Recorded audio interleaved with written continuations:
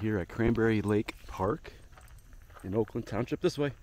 Man, they added quite a bit. It's been a year since we've been here. If you guys remember, there's a little barn, but they added some other facilities or other stuff over here. So we'll go take a look at it after we're done. But the main reason why we're here, let's go, Hunter, is to go see if the hickory nuts are ripe and falling on the ground. That is kind of our hope. So we're going to walk back there. If you guys remember, about a year ago we went over here, and it was probably, I'd say, early to mid-October that we went in. At that point we realized, hey, we're here a little bit too late. So it's towards the end of October right now, or end of September rather. So we're gonna go take a look. Alright, so here we are. We're at the location where the shagbark hickory are. And there are a bunch of hickory nuts down here. So I already plucked out one. You can see it right here. Alright, so we pulled one off the husk. Sometimes you'll find out that they're already, an insect has already gotten to them. So this one's got a borehole in it. So basically you throw it back and that's it. It does look like a lot have already fallen and been eaten or ate by various animals, so still gonna try and find a bunch. And here is what it looks like on the inside as you peel away each section. Each section there's like about 4 halves or 4 quarters. Pull it apart, do an inspection. That one's got a hole on it. Throw it away.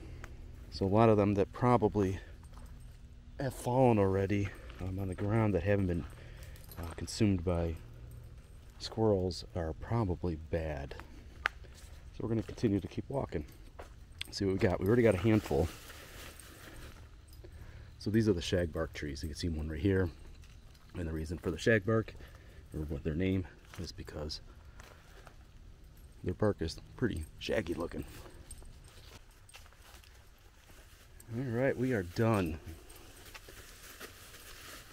But like I mentioned earlier, maybe come out here mid-September and see what we can find.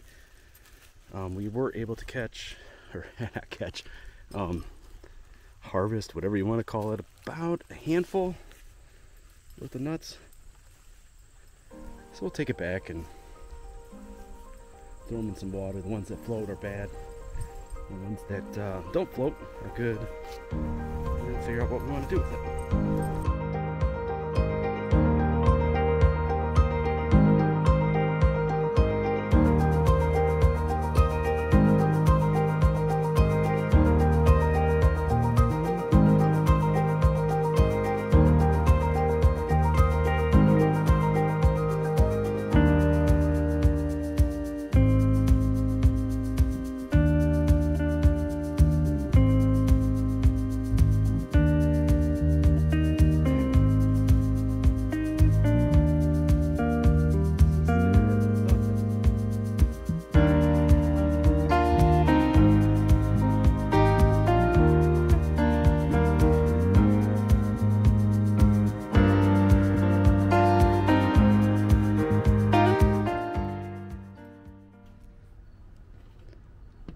Alright, we are back.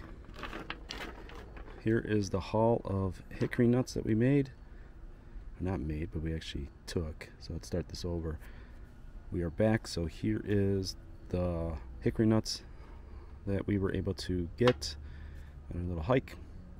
And then I also got some walnuts.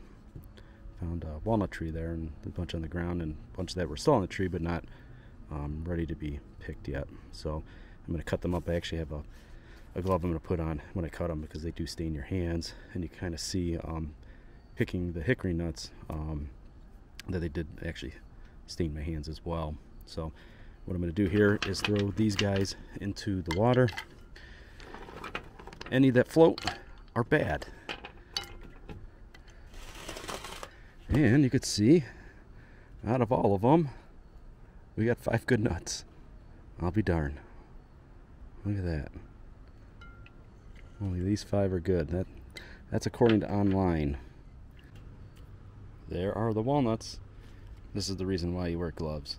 That stain or that color will get on your fingers and hands and everything, and pretty much it's like permanent marker. It takes a while to get it off. And the husks, if you actually let them air dry, they'll turn black, and you can actually use the dye. A lot of people do use the dye from there. They soak it. So here's our hickory nuts, a bunch that are floating. I am going to try to open these up, and we have 6 that didn't float. So we're going to let them air dry and then eat them here in a couple weeks. That's it, everybody. Take care.